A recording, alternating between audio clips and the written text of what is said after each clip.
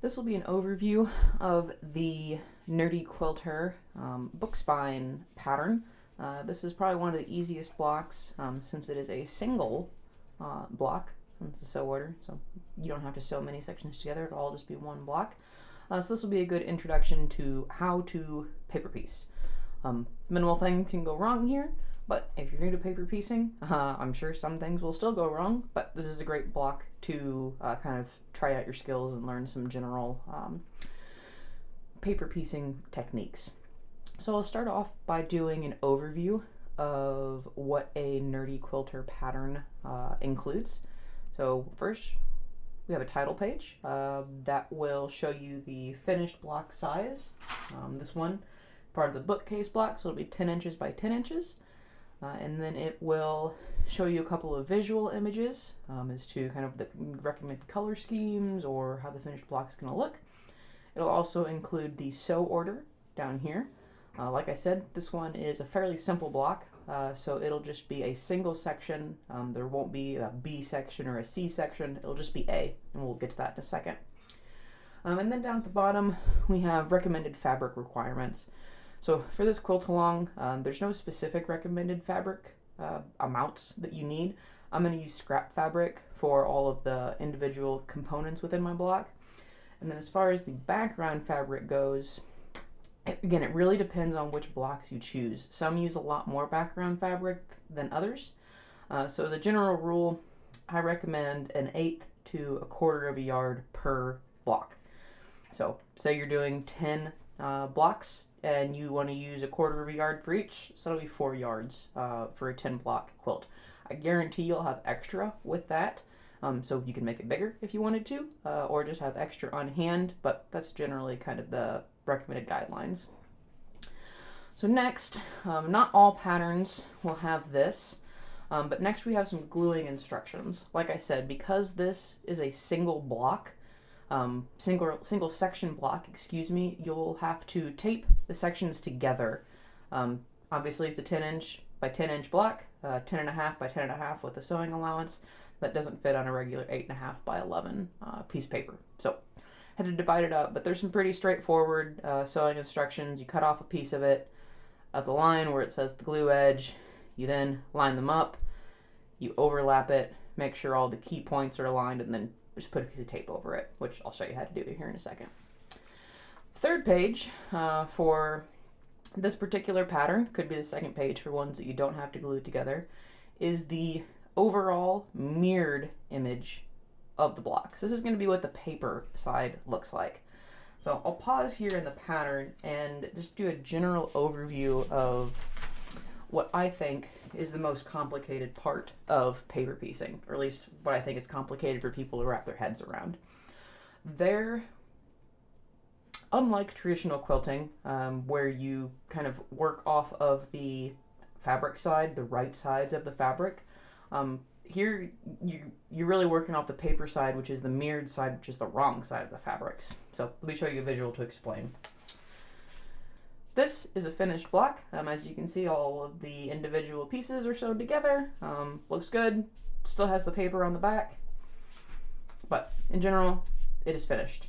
And you'll notice that if we look at the actual paper, if we look at the actual printed pattern, you'll see that the colors align. So I've got pink, green, I chose green instead of blue, dark pink, light blue, and then finally orange. So that's what I chose here. Now, if you look at the mirrored side, you'll notice that the orange is on the opposite side. So rather than being on the right-hand side of the image, now it's on the left-hand side. So some people find this very, very confusing on how they know which sections are which and which ones work together. So this mirrored overall image matches the back side of the pattern, of the block. So you'll notice here, we've got our orange block, which is A5, lines up with A5. Our red block, which is A3, lines up with A3. Excellent. Now, if there's also another page included on here, in case this mirrored kind of paper side, fabric side gets a little confusing, there's also the fabric side overall image included. So this will match what your fabric looks like. So you can have orange on the right hand side and red on the left hand side. A1, A1, A5, A5. You go back to the mirrored image and you flip it over. Now they all align. So that's probably the most complicated part to kind of remember and wrap your head around, but all of the Nerdy Quilter patterns include a overall paper sized, mirrored paper side. There are several other patterns that other designers have that may or may not include this. Again, some people's brains work differently than mine, but my brain only works on the mirrored side, so I include that in every single pattern.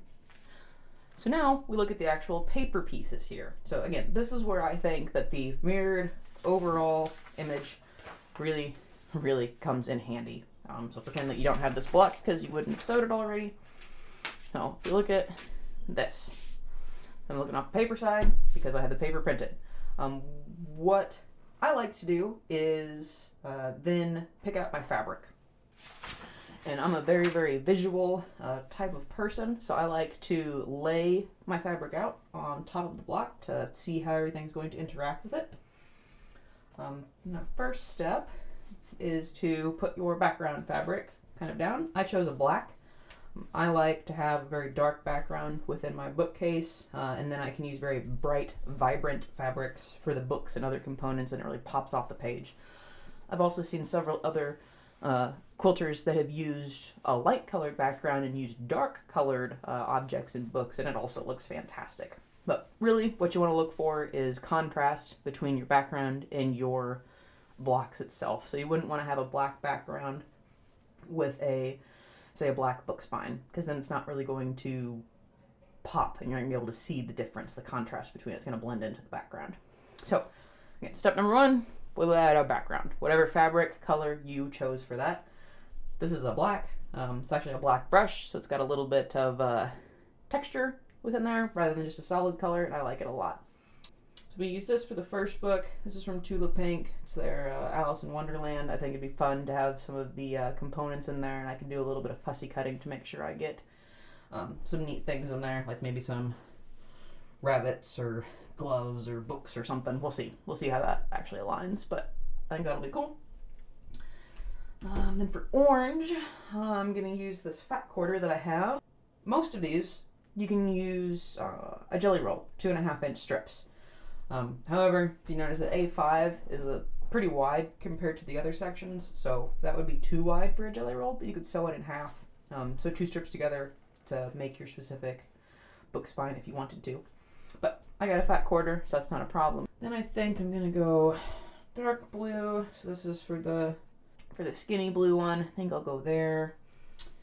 And I really want to have some, I love the Tulip Pink de la Luna fabric line, but I've been hoarding it because I don't really know what to use it on. I think this is a perfect case. We've got some skulls, we've got some bat wings, we've got some, kind of fits with the Fae theme, I think.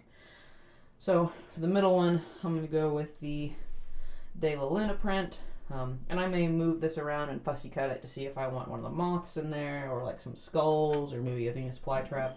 We'll see exactly how that works out, but I think that'll look really good, and it's still, again, contrasty enough with the background that it pops. So for the Court of Mist and Fury book, I don't have one that's quite dark teal like that, but I think this will look good with all of those together. So those are my fabric choices.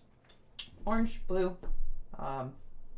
dark pink, light blue, and then light pink. So what do I do now? Now you'll notice that the paper pieces down here don't have any color indicators on them. So there's no like color number 1, color number 2, color polka dots, color dashes. There's none of that. These are just blank paper pieces that only have the individual section on them. That was done on purpose. You can't necessarily see from this one since again, it's a pretty simple block, pretty wide open. There's lots of space to put text in. But for other blocks that start to get into fine details, if you put in color identifiers in the section, it really gets hard to see, especially for like some of the eyes for like the otter or for some of the sprites. And whenever you get to those super detailed eye sections, I think it's a heck of a lot easier to work with a non-marked up pattern rather than one that has to try to color identifiers. Therefore, I recommend colored pencils to identify which colors you want your sections for. And the colored pencils obviously don't have to have any specific color. It's just whatever works in your brain. Orange, and then a dark blue, and then a magenta, a teal, and a pink. So those are the colored pencils that I'm going to use for here. What I like to do is take my overall mirrored side and just scribble which colors are which. So this is going to be my, just do it on the top. So that's going to be orange, this would be dark blue, magenta, teal, and pink. And that, again, that just, I like to do this so that I don't forget which color goes to which. This one's pretty straightforward, but whenever you start dealing with more complicated blocks, the colors can get kind of wonky. So now we're going to the paper pieces. Again, this is why I like to work off of the paper side, because I don't have to flip anything around in my brain at all. It's just colored in. A5, I said it's going to be orange, so now I go here to the A5 block, and I'm just going to color it in. Now, I typically just color over the numbers, but again, however your brain works, you can absolutely color it all the way down. No one's going to be grading you on coloring between the lines or completely filling up the space. It's just for your reference only. So I'm going to go to A4, which is dark blue, and color that in. Put it over there. Then I'm going to go to my magenta, which is going to be A1, here and here.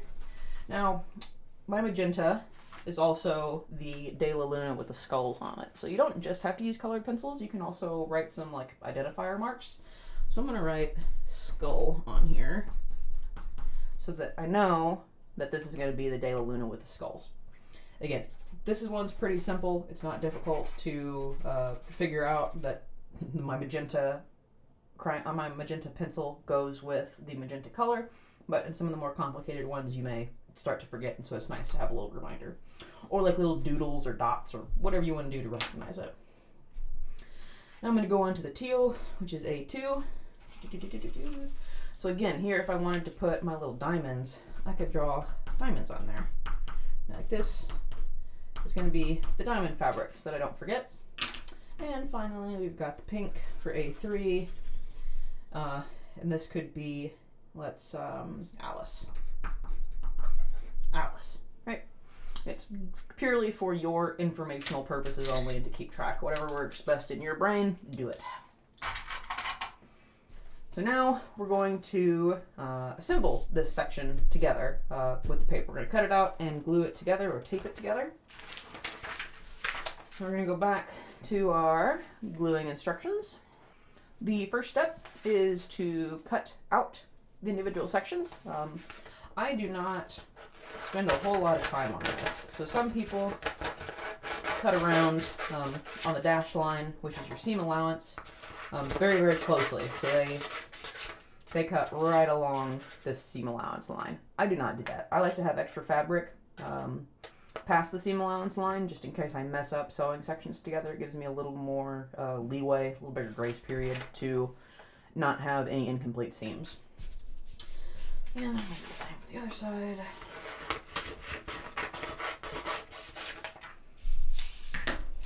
Now, this is trash, or what I like to do is I actually save all of my 100% cotton and paper from paper piecing, because it'll generate a lot of paper waste. I save it and I throw it in the compost bin. So now now we have our two sections. We're going to align our glue edge 1 to glue edge 1. And we're going to follow these instructions by cutting one of them off. We're going to cut this off.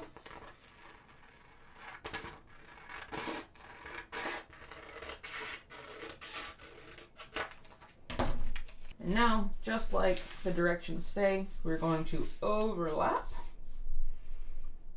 line up all of our key points, 2 and here, and then we're going to tape it.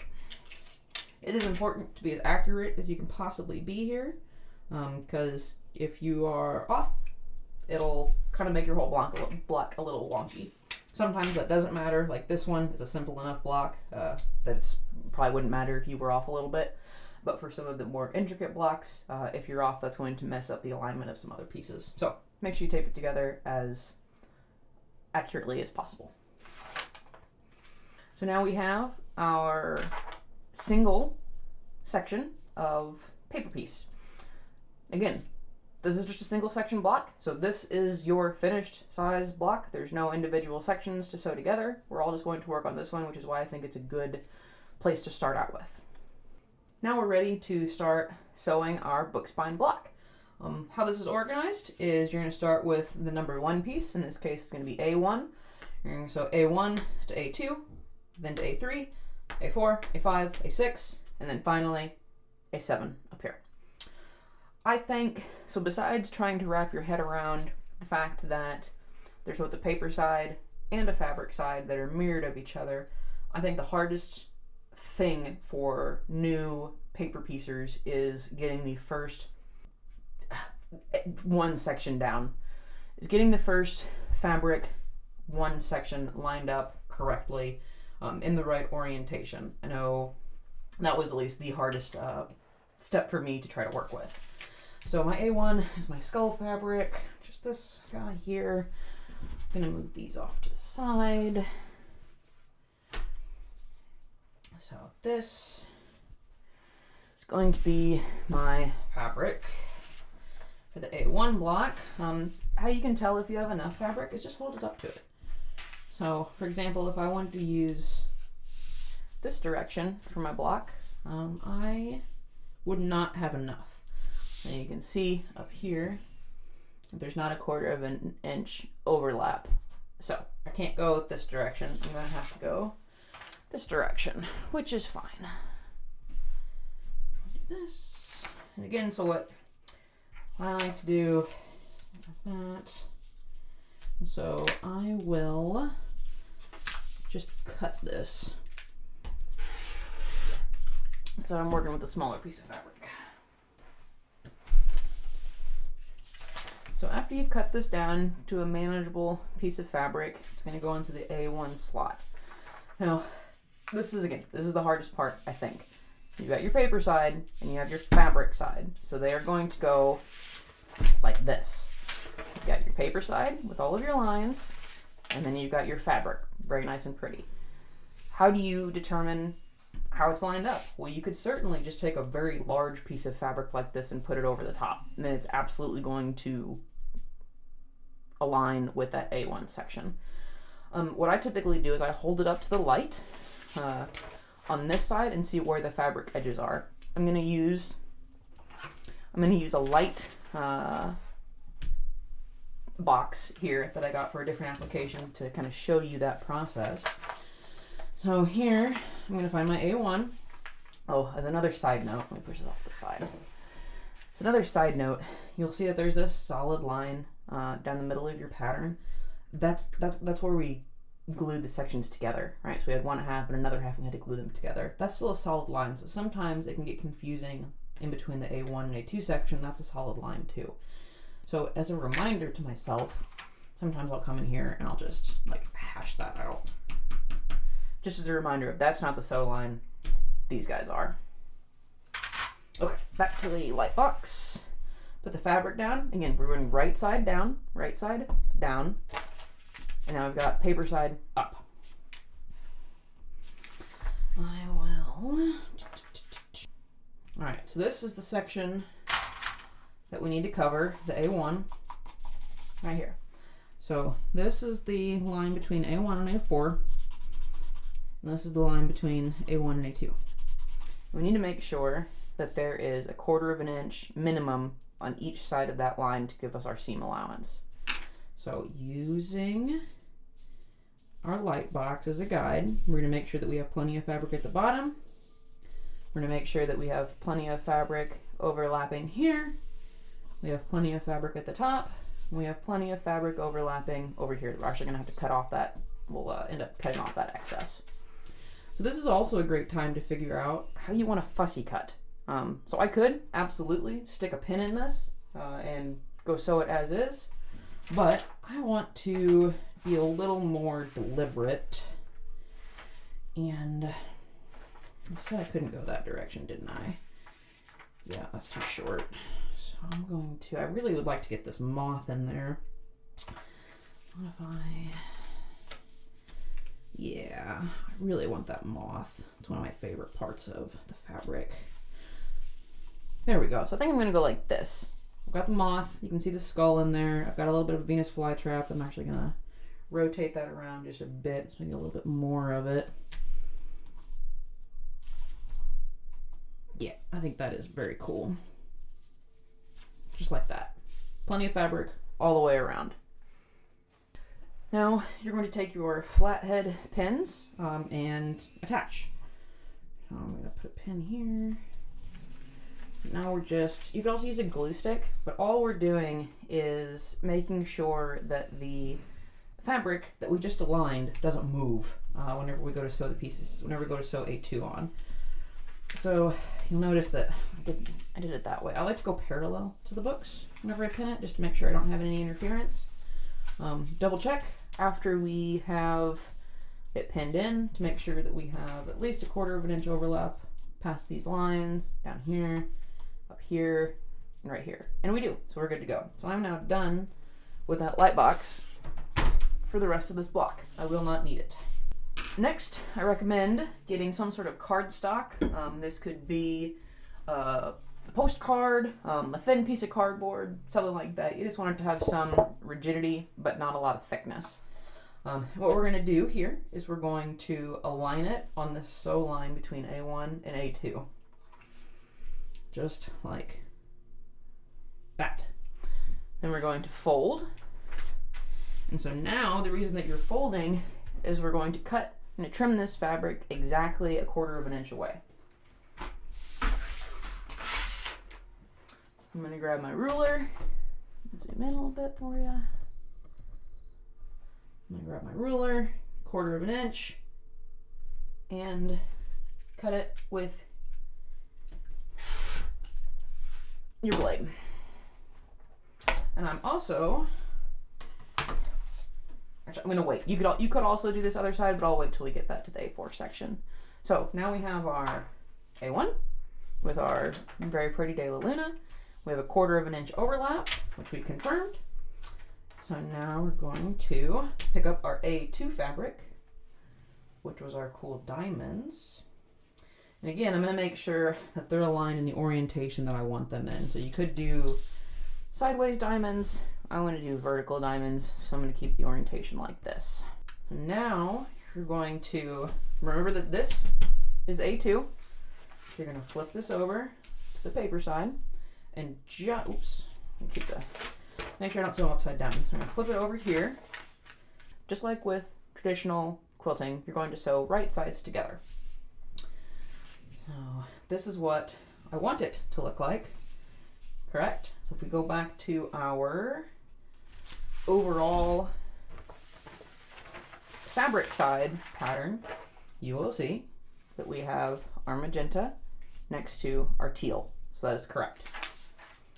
You're then going to fold here and line it up with that 1/4 of an inch seam allowance that you just made. I, when in doubt, err on the too much fabric side, greater than 1/4 inch seam allowance. The only kind of downside with that is you can get really, really bulky seams whenever you're dealing with some of the more intricate patterns. So this one, you're first starting out, just make sure that you're completely covering that 1/4 of an inch seam allowance. Now, because this is a big piece of fabric, I'm going to stick a few more pins in, just so the fabric doesn't move around on me while I sew, which it has done before. Smaller pieces you can hold in place by hand, but the bigger sections I always like to pin. Now, we're going to take this over to our sewing machine.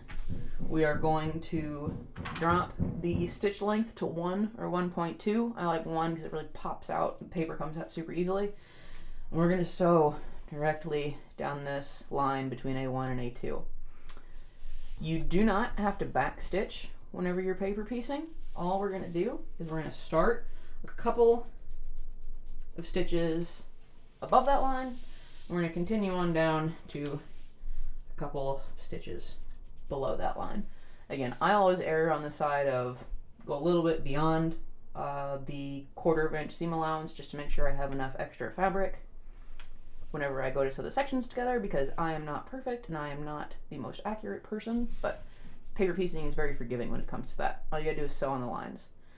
So now I'm going to take this, I'm going to sew down this line, and I will be right back. Alright, so that is now ironed. I will say that if you do use steam, sometimes you can get some curling of the paper like this. Again, that doesn't bother me. I can work around that and flatten it out. I would prefer to have a very, very flat seam, very crisp seam. But if you don't like that, you do whatever works best for you. Try a couple of techniques, figure out what you like and what you don't like. There's really no right or wrong way to do this. I'm sure some folks are gonna look at the rough cuts that I have and say that that's absolutely not the way that they do it, but that's okay, to each their own.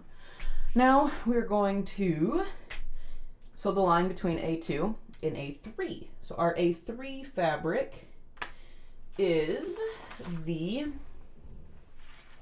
pink Alice in Wonderland fabric. So just like we did between the A1 and A2 section, we're going to put our piece of cardstock along this line. We're going to fold it. Now we're going to use that edge to trim our 1/4 inch seam allowance.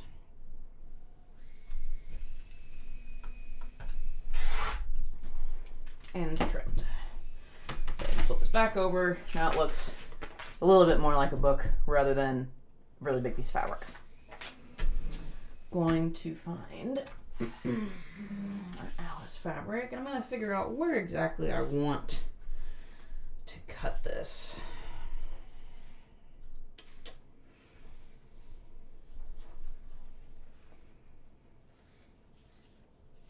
I think I'm probably going to do that. I think that'd be pretty cool. Get a little bit of the girl in there, falling, some teapots. Gotta have the cereal teapot, obviously. So I'm going to roughly trim and trim so that I just have a strip that's about the right size. So if we, again, flip it all over, this is what it wanted to look like. So now I can pick along here kind of where I want these internals to be. Probably actually want a little closer to the teapot, so I'm going to trim this just a bit to put it where I want it and get the components that I want. This is kind of more fussy cutting. You certainly don't have to do this. If you're working with solid fabrics or like a grunge fabric that's pretty consistent all the way through, you definitely don't have to do that. But if you're working with pattern or with printed items like this, it's a good idea too. So now, again, this is how it's going to look. Therefore, we're going to sew right sides together and flip this over and align it. Just like that. So I want to make sure that I'm above this sew line here, which I know I am because this was already above it. The blue's higher than that, and so if I line the pink up with the blue, I'll definitely have enough. Same with the bottom too. I'll make sure that there's always a little bit extra. So I'm going to attach these with pins again so that nothing moves on me. For the smaller sections, I'll just do it by hand, but for some of these larger ones, especially if I'm fussy cutting a specific location, I want to... Why isn't that going through? When you pin, make sure you get the paper and your fabric, not just your fabric. Otherwise it'll move.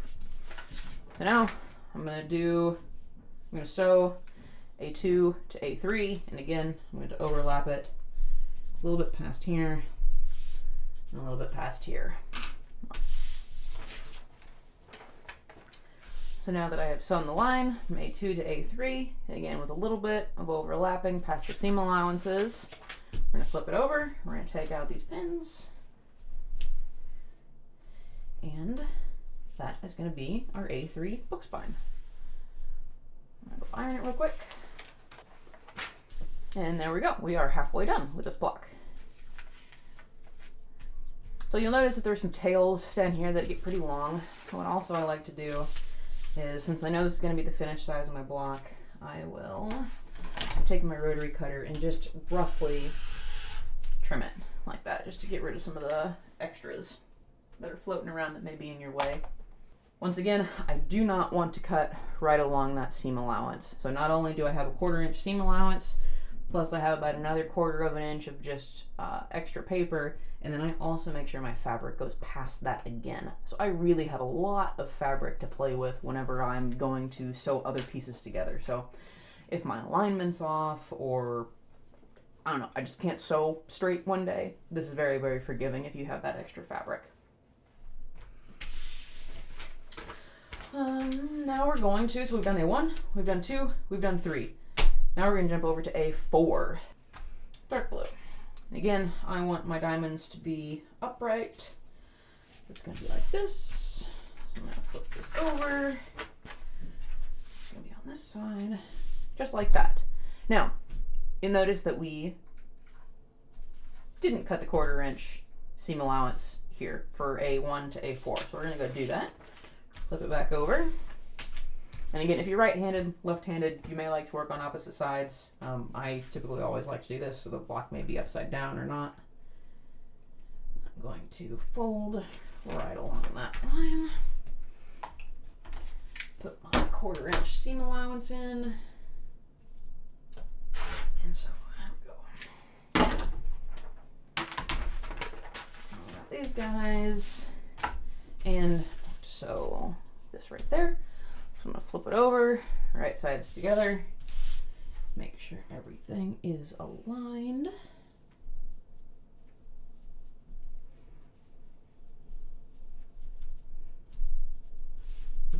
Just like that, and add a couple of pins.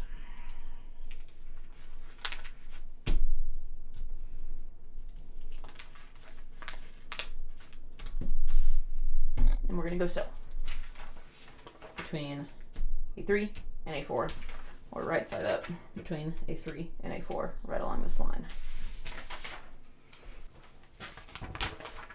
We've now sewn our A4 to A1 section. You may have to move your flathead pins. If, for example, they were over that sew line, you may have to move these.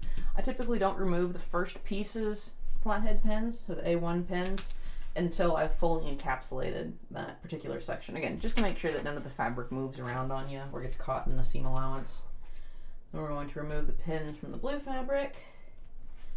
And ta-da, book number 4. I'll go iron that.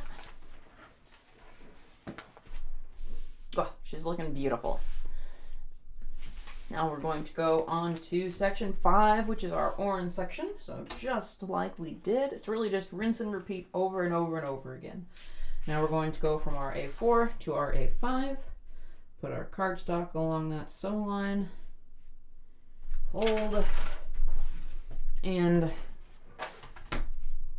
cut a 1/4 inch seam allowance. Now some folks will swear by the ACOTAR ruler.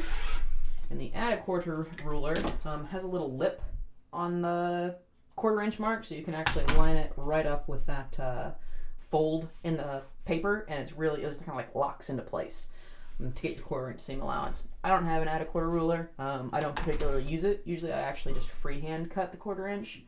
But again, do what works best for you. What works great for someone may be completely confusing to another person, so find out what works best for you. Try a couple of different stuff, watch a couple of different people's recommendations, figure out what you like.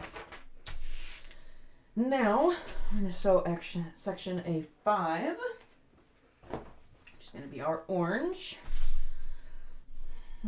I like this area of it quite a bit. We've got a little bit of pattern texture to it. Is it long enough? It's going to be long enough. Cool. So I'm going to take a generous trimming to get rid of that bulk fabric. And I think that'll look good there. Yeah.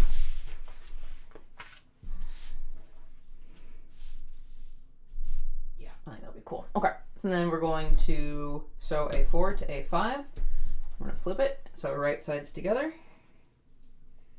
Make sure that we are overlapping our bottom seam allowance, and the top seam allowance is like roughly right there. We make sure we're overlapping that. Add in some pins.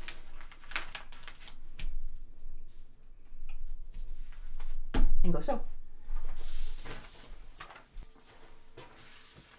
back in after we've sewn, remove the pins, and take a look at our final book spine, which looks pretty cool. I'm gonna go iron that flat. I think that looks awesome.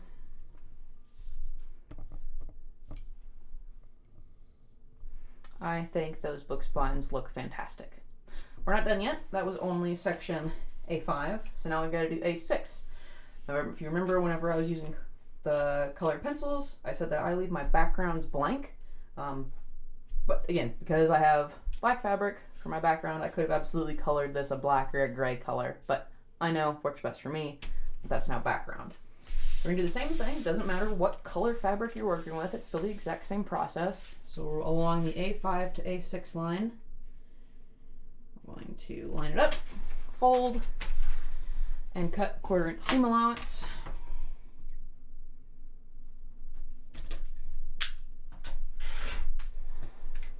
And I'm going to find some black background fabric that I have. This will be long enough. Yep, barely, but it'll be long enough to fit there. I'm gonna come along here and straighten her up. Straighten her up just a little bit. Here I'm sewing on a straight edge.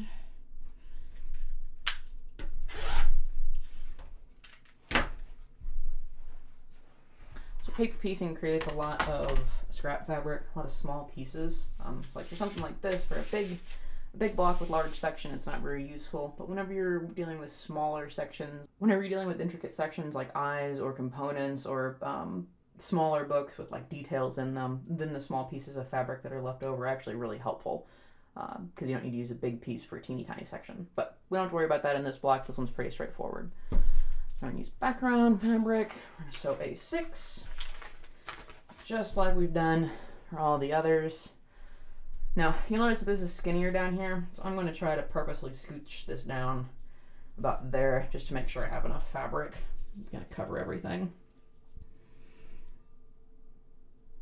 There we go.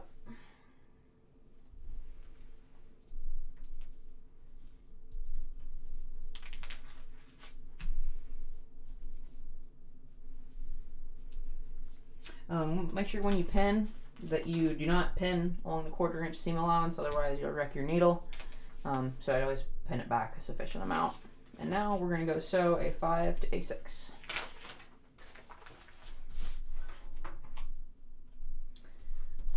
Remove the pins. We are starting to look like a couple of books. Excellent. So you'll notice that you can see some of the paper up here, which may mean I was short on fabric, but you fold it over, the seam allowance isn't until the sew line isn't until down there, so I've got plenty. I'm gonna go iron this flat. Ta-da! Now we've got one more to sew. We've got A7 to sew, which is atop all of them. So it doesn't matter what color fabric, what section of the pattern you're working on.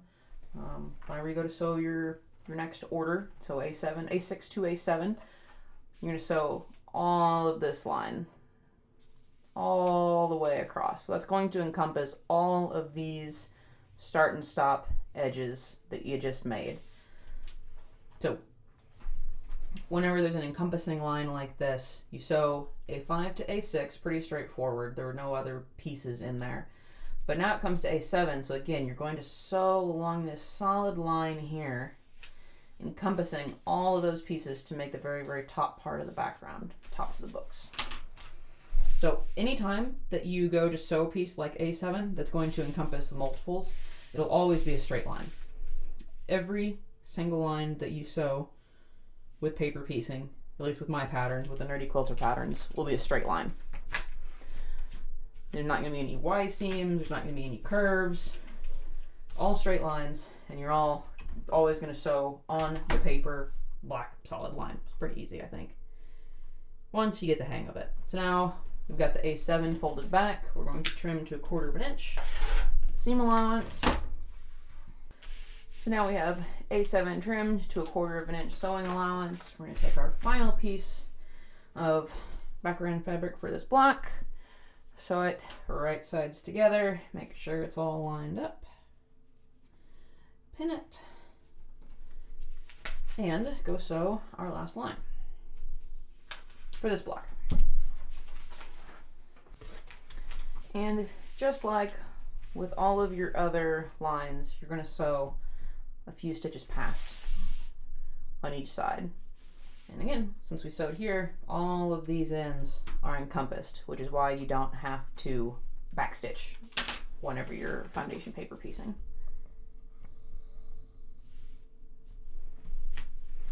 I'm going to remove the pins and fold it up, and it looks awesome. I'm going to go iron it flat, and you now have your first block done. So you may have some extra fabric off to the side or on the top. Again, what I like to do is just roughly trim. So I'm not going to the seam allowance, I'm just roughly trimming to get rid of some of the extra fabric that doesn't need to be there, that's really just in the way.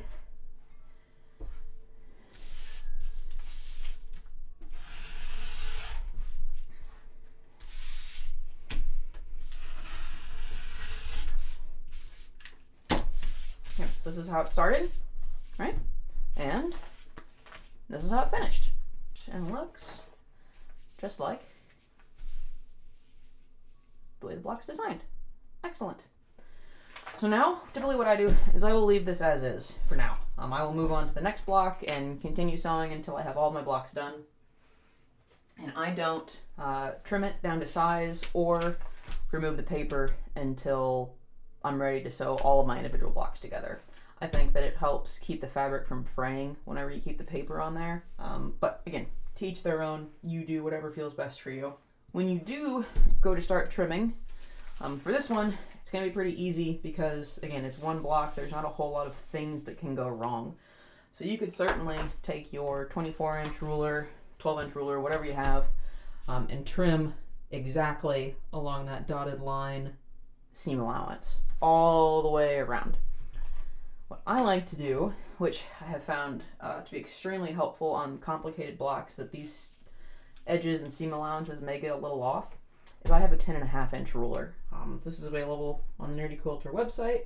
It took me forever to find a 10.5-inch ruler for a bookcase block, and when I found it, I wanted to share with others because it is extremely helpful for me.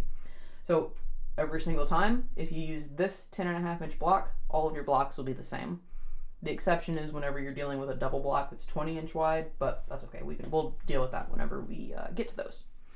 So now I'm going to come in here. I'm going to trim along the 10.5.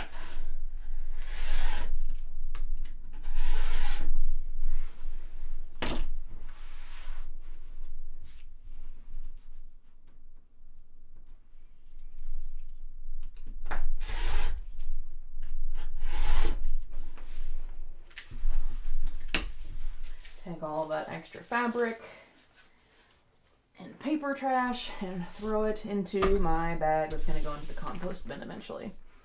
And now you're done. This is the completed book spine block. And if it were me, I'm going to leave the paper on here until I go to sew all of my blocks together at the end, but you could absolutely remove them if you wanted to. I'm really happy with how the fussy cut moth came out. I managed to get the skull, both wings. I got some Venus flytraps. The only thing I didn't get in here was a skull, but that's okay. I'm very, very happy with how that turned out. Same with over here. I've got a little bit of the books, which is cool. I've got a teapot, I've got a key. Very happy with how that turned out. And we're done. Congratulations. You have now sewn your first foundation paper piece block as part of the Fantasy and Fae quilt along. Again, I have these 10.5-inch acrylic rulers, which I just think are fantastic for a bookcase quilt like this, for sale at nerdyquilter.com. And thanks.